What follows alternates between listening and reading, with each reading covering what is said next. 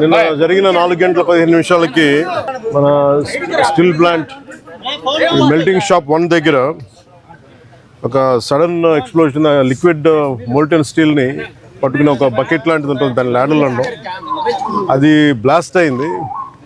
ఆ బ్లాస్ట్ అవడంలో దాదాపు నిన్న మనందరికీ తెలిసింది దాదాపు 8 మంది చనిపోయారు, ఒక 6 మంది గాయపడ్డారు, తీవ్ర గాయాలని.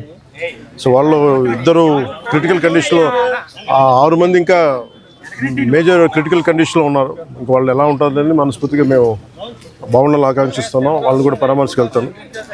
అలాగే ఇంకొక ఇద్దరిని ఇప్పుడే ఇందాక కిమ్స్లో చూసి రావడం జరిగింది. వాళ్ళ ప్రాణాపాయానికి బయటపడ్డారు. ఇప్పుడు ఇందాక లోపలికి పోయి మొత్తం చూస్తూ ఉంటే కార్మికులు కూడా కొంతమంది ఇంటరాక్ట్ అయ్యారు. సో వాళ్ళతో కూడా మాట్లాడుతుంటే ఎలా జరిగింది ఏంటి అంటే వాళ్ళు అంతకు ముందు రోజు కూడా ఇంకా పక్క దాంట్లో ఇలాంటిది ఏదో జరిగింది, కానీ అది నైట్ టైం ఎవరు లేకపోవడం వల్ల ఒక తెలియలేదని అన్నారు. ఇది బేసిక్ ఇది ఎంత సేఫ్టీ ప్రోటోకాల్స్ ఎంత జరిగినాయి, ఎంత మెయింటైన్ చేశారు సేఫ్టీ ప్రోటోకాల్స్. అలాగే మేజర్ కనిపించేది అప్గ్రేడేషన్ ఆఫ్ స్టీల్ ప్లాంట్ మేజర్గా చూస్తున్నంటే ఇప్పుడు దాకా నేను దారిలో నిన్న నుంచి అడుగుతూ ఉన్నాను, అసలు ఇలాంటి సంఘటన ఎక్కడైనా జరిగిందా, ఇంతకుముందు జరిగిందా అంటే లాస్ట్ 33 years 36 yearsలో ఎక్కడ జరగలేదు ఇలాంటి ఇన్సిడెంట్ అని చెప్తా ఉన్నారు నాకు వచ్చిన ఇన్ఫర్మేషన్. ఇలాంటి పర్టికులర్ స్టీల్ ప్లాంట్ బిలాయ్ ఉంది, కానీ మిగతా అన్ని కొంచెం డిఫరెంట్ స్టీల్ ప్లాంట్స్ వాటి మెషినరీ కానీ వాటి అప్గ్రేడేషన్ కానీ కొంచెం డిఫరెంట్గా ఉంటుంది. దీనికి లాగా ఉండేది ఒక బిలాయ్ తప్ప మిగతాయి కొత్తగా ఉంటాయి. అదే ప్యారలల్గా మిగతా చోట్ల ఎక్కడ జరుగుతున్నాయని చైనాలో కూడా జరిగింది, కానీ ఇంకొక ఫ్రాన్స్లో కూడా జరిగింది, కానీ ఇలాంటి సంఘటన అయితే జరగలేదు. ఈ పర్టికులర్ ల్యాడల్ ఈ మోల్టెన్ లావాని క్యారీ చేసే బకెట్ ఏమైనా చేసే ల్యాడల్ అనే బకెట్ ఇప్పుడు బ్లాస్ట్ అవటం చూడలేదు, ఇప్పుడు జరగలేదని చెప్తా ఉన్నారు. అక్కడ కూడా డిఫరెంట్ బ్లాస్ట్ జరిగినాయి, బట్ ఈ కైండ్ ఇప్పుడు జరగలేదు. అందుకని ఇప్పుడే బొకారో స్టీల్ ప్లాంట్ నుంచి నాకున్న ఇన్ఫర్మేషన్ ఒక 3-man కమిటీ ఒకళ్ళు వచ్చి ఫామ్ చేస్తే వాళ్ళు ప్రిలిమినరీ ఇన్వెస్టిగేషన్స్ కూడా వస్తారు. ఏ నేపథ్యంలో జరిగినాయి, సేఫ్టీ ప్రోటోకాల్స్ ఎలా ఉన్నాయి, సేఫ్టీ ఆడిట్ ఎలా జరిగింది, ఇవన్నీ పరిగణలో తీసుకొని వాళ్ళు చేశారంటే ఇవన్నీ సీరియస్ ఇష్యూస్ కాబట్టి కూర్చోబెట్టి ఒక ప్రెస్ మీట్లో ఇది ఒక ఎమోషనల్గానో ఏదైనా కూర్చోబెట్టి సడన్గా ఒక మాట అనేయకూడదు. అది మా అందరి మీద బాధ్యత ఉంది. అందుకని ముందు ప్రభుత్వ పరంగా కానీ మొత్తం అసలు ఒక్కొక్క రెగ్యులర్ ఎంప్లాయీస్ ప్రాణాలు కోల్పోయిన వాళ్ళందరికీ కూడా 1,72,00,000 వారికి అందజేయడం జరుగుతూ ఉంది. అలాగే కాంట్రాక్ట్ ఎంప్లాయీస్కి 45.75 లక్షలు, అలాగే వాళ్ళ ఎంటైటిల్డ్ టర్మినల్ బెనిఫిట్తో పాటు మరణించిన వారి కుటుంబానికి 5 లక్షలు ఎక్స్గ్రేషియా, మరణించిన వారి కుటుంబ సభ్యులకు ఒక్కొక్కరికి ఉద్యోగం, సివియర్గా ఇంజూర్ అయిన వారికి 10 లక్షలు, అలాగే ట్రీట్మెంట్లో అయ్యే ఖర్చు మొత్తం రాష్ట్రీయ ఇస్పాట్ నిగమ్ లిమిటెడ్ వారు భరిస్తారు. అలాగే స్టీల్ ప్లాంట్ ఉద్యోగుల పిల్లల చదువులు ఏ విధంగా అయితే కొనసాగుతున్నాయో అదేవిధంగా మరణించిన వారి పిల్లలకు కూడా అది వర్తిస్తుంది. వారి చదువు అలాగే కంటిన్యూ అవుతుంది. మరణించిన వారి notional date of superannuation that means retirement ఏ రోజు వరకు అయితే ఉంటుందో అప్పుడు దాకా వారి కుటుంబ సభ్యులు స్టీల్ ప్లాంట్ క్వార్టర్స్లోనే ఉండొచ్చు. అలాగే ఎవరైతే కుటుంబ సభ్యులు స్టీల్ ప్లాంట్ టౌన్షిప్ బయట ఉన్నారో వారు కూడా ఇఫ్ దే డిజైర్ అంటే వాళ్ళు కోరుకుంటే ఆ స్టీల్ ప్లాంట్ క్వార్టర్స్లో కూడా వాళ్ళు కూడా ఉండొచ్చు. అలాగే ఇందాక నేను చెప్పినట్టుగా బొకారో స్టీల్ ప్లాంట్ నుంచి ఒక 3-man కమిటీని ఎంక్వైరీ జరుగుతూ ఉంది. అలాగే మరణించిన వారి కుటుంబాలకి ఆసుపత్రిలో ఉన్న వారికి అండగా నిలబడుతూ రాష్ట్ర ప్రభుత్వం కూడా వారికి పూర్తి సహాయ సహకారాలు అందిస్తాం. అంటే ఇవన్నీ అంటే ఒకటి స్టీల్ ప్లాంట్ మన ఇక్కడ ఆంధ్రప్రదేశ్లో ఇది ప్రైవేటీకరణ జరగకూడదని కోరుకున్న వాళ్ళలో ముందుండి గత కొన్ని సంవత్సరాలుగా మేము ఇది మా కోరిక ఇది విశాఖ ఉక్కు ఆంధ్రుల హక్కు అని. అంటే మొన్న 32 మంది చనిపోతే దాంట్లో ఈవెన్ మన తెలంగాణలో కూడా 3 చనిపోయారు. ఇది మన విశాఖ దానికోసం అప్పుడు ఉమ్మడి రాష్ట్రంలో. అందుకని ప్రైవేటీకరణ జరగకూడదు, ఇది మన రాష్ట్ర ప్రభుత్వం కింద ఉన్న ప్రభుత్వ స్టీల్ ప్లాంట్ కింద ఉండాలనేది మా అందరి ఆకాంక్ష. అదేవిధంగా కేంద్ర ప్రభుత్వం ప్రధానమంత్రి గారి నాయకత్వంలో ఇది అలాగే కొనసాగిస్తున్నారు అదే స్ఫూర్తిని. అది ఇప్పుడు మాకు ప్రిలిమినరీగా మేము చూస్తున్నప్పుడు అందరితో మాట్లాడుతున్నప్పుడు అనిపించింది some kind of upgradation is need. అలాగే క్యాప్టివ్ మైన్స్ ఉండాలి అంటే ఇది ఏ స్థాయిలో ఎందుకు జరగలేకపోతుంది అని అనడానికి అంటే ప్రభుత్వ పరిశ్రమలు కానీ ఎందుకు కాయలా పడుతున్నాయి, ఎందుకు వెనకబడుతున్నాయి అంటే ఆఫ్కోర్స్ సర్టన్ మేనేజ్మెంట్ ఇష్యూస్ కావచ్చు, లేదంటే ఓవర్ ఎక్సెసివ్ లోడ్ ఏదైనా ఉందా, ఇవన్నీ ఎందుకంటే కూర్చోబెట్టి ఒక కోణంలో నుంచో ఒక దృక్కోణం నుంచో చూస్తే సరిపోదు. సో దీనికి సంబంధించి నేను ఇందాక మన సోదరులు మనోహర్ గారితో మాట్లాడుతూ ఏం చేద్దామంటే ఒక్కసారి నేను స్టీల్ ప్లాంట్ కార్మికుల అసలు ఏంటి మీరు స్టీల్ ప్లాంట్ గురించి మీ అభిప్రాయాలు ఏంటి, మీ సమస్యలు ఏంటి అనేది నేనే ప్రత్యేకించి ఈ గొడవ కొంచెం వీళ్ళందరికీ మన మెడికల్ ట్రీట్మెంట్ అంతా అయ్యి కొన్ని రోజులు అయ్యాక ఖచ్చితంగా నేను నేనే కాల్ఫర్ చేస్తాను ఒక మీటింగ్. ఒకసారి ఆ మీటింగ్లో మన విశాఖ స్టీల్ ప్లాంట్ కార్మికులు అసలు ఏ సమస్యలు ఉన్నాయి ఏంటి ఉన్నది నేను అందరినీ సావధానంగా వింటాం. అది దాని రౌండ్ టేబుల్ అంటామా లేదంటే కూర్చోబెట్టేది వారి ఒక ఇంట్రాక్షన్ కార్యక్రమం ఏ పేరు పెట్టినా కానీ దానికి నేను ఖచ్చితంగా నేను ఒక్కసారి ఆ మీటింగ్ నేనే నా ఆధ్వర్యంలో నేను ఆర్గనైజ్ చేసి ఒకసారి అందరికి వింటాను. ఈలోపు మనందరం చేయగలిగేది పోయిన ప్రాణాలకి ఎంత విలువ ఇచ్చినా కానీ తిరిగి తీసుకురాలని వారి కుటుంబ సభ్యులకి నా ప్రగాఢ సానుభూతిని తెలియజేస్తూ రాష్ట్ర ప్రభుత్వం ఇప్పుడు సహాయ సహకారాలు అందిస్తూ ఉంటుంది. స్టీల్ ప్లాంట్ ఇలాంటి భవిష్యత్తులో ఇలాంటి పునరావృతం కాకుండా ఉండాలి అనేది మా అందరి ఆకాంక్ష.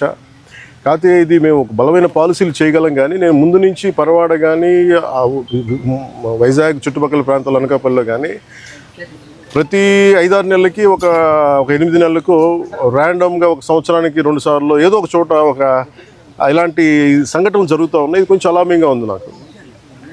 నేను ప్రత్యేకించి ఏం చెప్తున్నానంటే అసలు యాజమాన్యాలు సేఫ్టీ ఆడిట్ ఎంతవరకు చేస్తున్నాయి, అలాగే రాష్ట్ర ప్రభుత్వం నుంచి దీన్ని పర్యవేక్షణ చేయాల్సిన అధికార యంత్రాంగం ఎలా ఉంది, ఇండస్ట్రియల్ చీఫ్ ఇన్స్పెక్టర్ ఆయన ఏ స్థాయిలో ఉన్నారు, ఒకవేళ చిన్న లోపాలు ఏదైనా ఉంటే వాళ్ళకి కూర్చోబెట్టి పంపించారా, ఒకవేళ సపోజ్ ఏదైనా వైలేషన్స్ ఏమైనా ఉంటే వైలేషన్స్ని మీరు రిపోర్ట్ చేశారా, లేదంటే వాళ్ళు దాని మీద యాక్షన్ తీసుకోలేదు, ఇవన్నీ కూడా జరగాలి. అంటే నాకు ఇందాక చెప్పినది ఎంతవరకు వాస్తవాలు నాకు తెలియదు, జస్ట్ ఒక ఆన్ హ్యాండ్ ఇన్ఫర్మేషన్ చెప్తా ఉన్నాను. ఇక్కడ వైలేషన్స్ ఉన్నాయి, మేము ఒక ఫ్యూ మంత్స్ బ్యాక్ చెప్పాం, 6 months బ్యాక్ కూడా తెలియజేసాం, ఎవరో రెస్పాండ్ అవ్వలేదు అంటే మాకు ఏమనిపించిందంటే ఆన్ ఫేస్ వాల్యూ తీసుకోలేము ఇవన్నీ. సో అందుకనే దీనికి కీలకమైన కారణాలు ఏంటి, the exact causes and investigation the detail enquiry has been initiated to ascertain the reasons and fix responsibility. అంటే ఎవరైతే నాకు ఆఫ్ హ్యాండ్గా చెప్పారు ఇవన్నీ కూడా కమిటీకి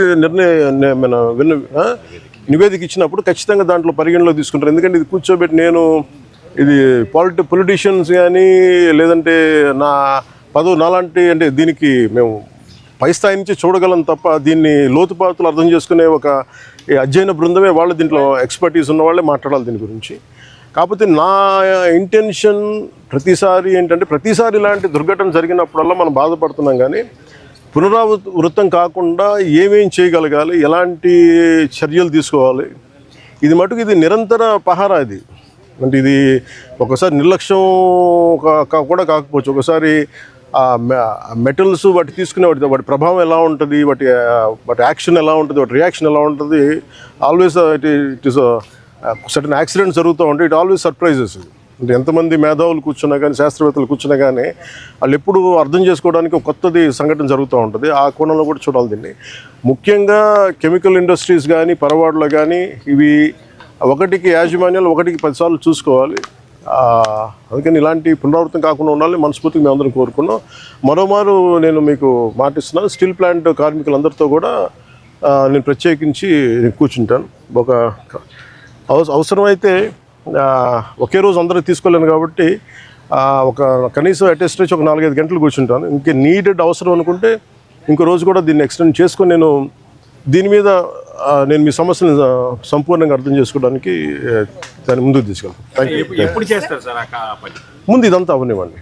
అంటే ఇప్పుడు ఈ కమిటీ అయింది ఏం లేదంటే నాకు రేపేం చెప్పేసి ఎల్లుండి అని చెప్పేసి, కానీ నాకేంటంటే ఇప్పుడు కమిటీ వస్తుంది కదా బుకారం స్టీల్ ప్లాంట్ నుంచి. ఆ కమిటీ అంతా వచ్చిన తర్వాత ముందు దీని మీద ఒక సంపూర్ణమైన ఒక స్పష్టత వచ్చిన తర్వాత దాని తర్వాత తీసుకుంటాం.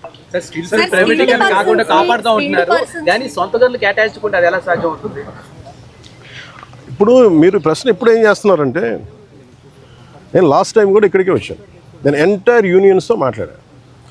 నేను ఆ రోజు అందరినీ చేతులు ఎత్తమని అడిగాను, ఒక్కళ్ళు చేతులు ఎత్తలు. ఆ రోజు ఢిల్లీ తీసుకెళ్తాం రండి క్యాప్టివ్ మైన్స్ గురించి అంటే అందరూ కన్వీనియంట్గా ఆ రోజు ఒక్కళ్ళు చేతులు ఎత్తలు.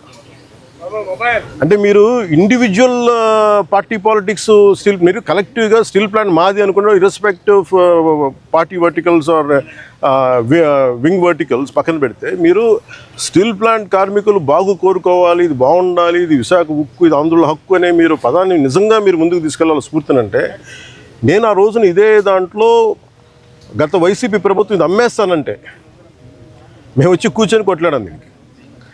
అదే దాన్నే నివేదిక రూపంలో నేను మన హోంమంత్రి గారికి తెలియజేశాను. అది మీరు చూస్తే వెంటనే దాన్ని ఆ ప్రైవేటీకరణ కూడా ఆగి ఈరోజు ఇక్కడికి వచ్చింది. ఇది మేమందరం సమిష్టిగా చేసాం, మాట్లాడాం. కాకపోతే ఏమవుతుందంటే దీన్ని క్యాప్టివ్ మైన్స్ అంటే మరి ఇంతకాలం ప్రాబ్లం ఏమవుతుందంటే సార్, మీరు మాట్లాడుతున్నప్పుడు నన్ను అడగగలరు. అంటే మీరు సమస్యలు మోసేవాడి మీద మీరు ఒక పంచింగ్ బ్యాగ్ లాగా అంటే మీరు అంటున్నారు కానీ జనరల్ నేను జస్ట్ ఒక పర్సెప్షన్ చెప్తా ఉన్నా. ఎవరైతే బాధ్యతలు తీసుకుంటారో వాళ్ళ మీద ఎక్కువ ప్రశ్నలు వస్తాయి తప్ప అడగాల్సింది ఎవరు? ఒక 5 సంవత్సరాల నుంచి వాళ్ళు ఉన్నారు. దానికి ముందు కాంగ్రెస్ ప్రభుత్వం ఉంది, ఆల్మోస్ట్ క్లోజ్ టు 10 years. ఇది అప్పటి నుంచి చేయాల్సింది. ఇవన్నీ వారసత్వపు ఇష్యూస్గా వచ్చినాయి, లెగసీ ఇష్యూస్గా వచ్చేసినాయి. నాకేముంది, నేను ఏ సమస్యల నుంచి మేము పారిపోవడానికి లేము. ఉన్నది వాస్తవాలు చెప్పి అర్థం చేసుకొని దానికి ఒక పరిష్కార మార్గం ఎతకడానికే మేము సంపూర్ణ సర్వ ప్రయత్నాలు చేస్తాం. మీరేదో అడుగుతున్నారు మేడం? సార్, టెక్నికల్ గా ఉన్న వాళ్ళని తగ్గించేసి అడ్మినిస్ట్రేటర్స్ తో రన్ చేస్తున్నారు. పని ఒత్తిడి కూడా కార్మికులు, నిర్వహణ లోపం చాలా ఎక్కువగా ఉంది అనేది కూడా లోపల పనిచేసిన కారణం వాళ్ళు అంటున్నారు మేడం. ఇది ఇంత మీరు అడిగిందే నాకు చెప్పారు. కాకపోతే ఇది ఏంటంటే, ఇది మనం నేను దీనికి సంబంధించి అనుభవం ఉన్న వ్యక్తిని కాదు నేను. కాకపోతే నేను ఏం చేయగలను, ఇప్పుడు మీరు అన్నది ఎంతవరకు అనేది నేను పబ్లిక్ తీసుకెళ్ళగలను. లేదంటే రేపు పొద్దున్న విచారణ ఈ కమిటీ ఏదైతే వస్తుందో వాళ్ళకి మేము చెప్పగలం. సో నేను అందుకని అంటాను, వన్స్ వీళ్ళందరూ ఆ కమిటీ తీసుకున్న తర్వాత నేను ఒకసారి కార్మికులతో ఇంటరాక్ట్ అయ్యాను అనుకోండి, ఇప్పుడు ఏమైపోతుంది, ఇప్పుడు మాట్లాడాలంటే అందరూ ఒకేసారి మీద పడిపోతే కాదు. చాలా ప్రశాంతంగా కూర్చొని చాలా నిబద్ధతతో చేయాల్సిన మీటింగ్. సో అది నిజంగా మీరు చెప్పింది కూడా పరిగణలో తీసుకొని వాటితో మాట్లాడతాం. స్టీల్ ప్లాంట్ చాలా వరకు దేశంలో చాలా స్టీల్ ప్లాంట్ ఉన్నాయి. ఎక్కడ లేనంతగా ఇక్కడ ఈ ప్రాంతంలో స్టీల్ ప్లాంట్లో ప్రమాదాలు జరుగుతున్నాయని కార్మిక నేతలు చెప్తున్నారు. కార్మికులు కూడా ఆందోళన. దీన్ని ఎలా చూడొస్తారు మీరు? నేను అనేది స్టీల్ ప్లాంట్ కార్మికులు, మీరు సంఘాలు ఉన్నాయి కదండి, సంఘాలు ఉన్నప్పుడు మీరు కూర్చోబెట్టి వీళ్ళు ఒక్కొక్క ప్రభుత్వం వచ్చినప్పుడు ఒకలా బిహేవ్ చేస్తాయి సంఘాలు. నాకు ఇబ్బంది ఏముందంటే, సంఘాలు అనేవి ఇర్రెస్పెక్టివ్ ఆఫ్ ఏ ప్రభుత్వం వచ్చింది ఏ ప్రభుత్వం పోయింది అనే కంటే కూడా సంఘం కార్మికుల సంక్షేమం కోసం ఇర్రెస్పెక్టివ్ ఆఫ్ మనం ఎవరు బాగా చేయగలం అని ఆలోచించాలి తప్ప, మీరు వైసీపీ వచ్చినప్పుడు కాంప్రమైజ్ అయిపోయి, వైసీపీ వచ్చినప్పుడు ఈ స్థలాలని మనం ప్రైవేటీకరణ చేసేద్దాం వాళ్ళతో కుంభక ఇవి ఎంత నేను వాస్తవంగా చెప్పగలను. ఆ రోజు నేను కూర్చున్నప్పుడు ఎందుకు ఇంత బలంగా మాట్లాడగలంటే, ఆ రోజు నేనే నోరు తెరిచి అడిగితే ఒక్కరు చెయ్యి చూపుల. సో అందుకని మొదటి రక్షణ కవచం ఎవరు? సంఘాలు ఈ పొలిటికలైజేషన్లోనో లేదంటే మన పార్టీ రాజకీయాల్లో పడిపోయి నిజంగా కార్మికుల సంక్షేమం ఎంతవరకు ముందుకు తీసుకెళ్లారు అనేది కూడా నాకు వాళ్ళతో కూర్చొని నేను మాట్లాడతాను. సార్ నేను I don't try to shy away or shun away from this.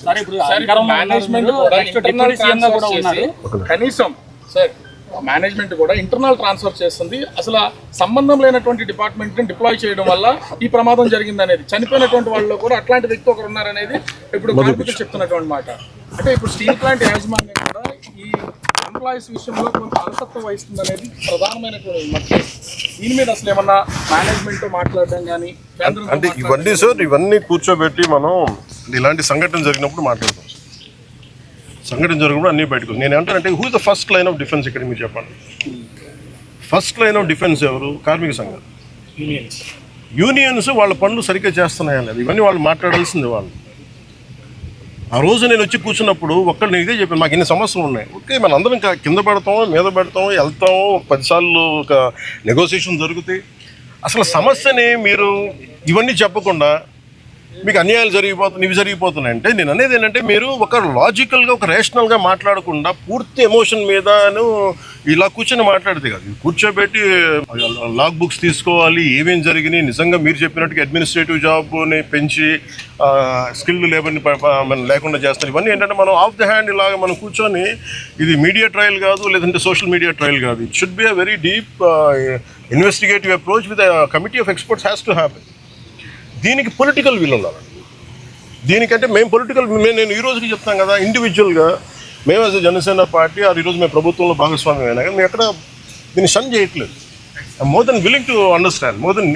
మేము పదే చెప్పాం కేంద్ర ప్రభుత్వానికి, ఏది అధికారంలో లేనప్పుడు చెప్పాం, ఇది మీరు దయచేసి దీన్ని, ఇది ఒక హార్డ్ కోర్ మేము త్యాగాలతో వచ్చింది, ఇది మీరు దయచేసి దీన్ని చూడండి అంటే మేము దాన్ని స్ఫూర్తిని వాళ్ళు గౌరవించారు. ఈరోజు ఉంది అంటే ప్రైవేటీకరణ కాకుండా ఉండాలంటే. కాకపోతే దీన్ని కాపాడుకోవాల్సింది కూడా ఒక నిజంగా అన్డ్యూ డిమాండ్స్ ఏమైనా ఉన్నాయా, జెన్యున్ డిమాండ్స్ ఉన్నాయా, ఇవన్నీ కూడా చాలా నిబద్ధతతో కూర్చొని చేయాలి. చాలా కన్సల్టేషన్స్, చాలా డెలిబరేషన్ జరగాల్సిందే.